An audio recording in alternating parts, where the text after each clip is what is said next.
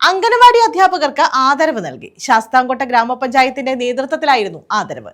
അംഗനവാടിക്ക് മിക്സിയും നൽകി. ശാസ്താംകോട്ട ഗ്രാമപഞ്ചായത്തിലെ അംഗനവാടി അധ്യാപകർക്കാണ് ആദരവ് നൽകിയത്. അംഗനവാടിക്ക് മിക്സിയും വിതരണം ചെയ്തു. ശാസ്താംകോട്ട ഗ്രാമപഞ്ചായത്ത് പ്രസിഡന്റ് ആർ ഗീത ഉദ്ഘാടനം നിർവഹിച്ചു.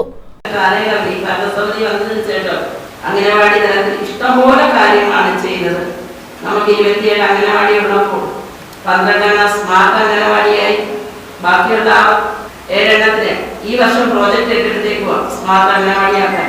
ബാക്കി ഇല്ലാത്ത 4 അംഗനവാടിക്ക് സ്ഥലമില്ലാത്തവർക്ക് നമ്മൾ ഭൂമി വാങ്ങി അവിടെ തറക്കല്ലിൽ നടന്നു കഴിഞ്ഞു.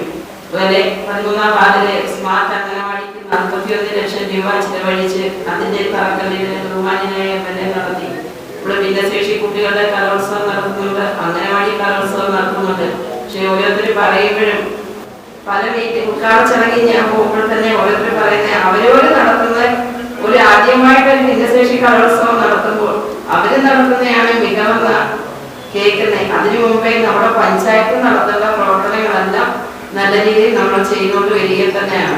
ഗുരുകുലം രാജേഷ്, അജയകുമാർ, അനിൽ തുമ്പോടൻ, ഷാനവാസ്, പ്രകാശിനി, നസീമ എന്നിവർ പങ്കെടുത്തു. News bureau, Sasthamkotta.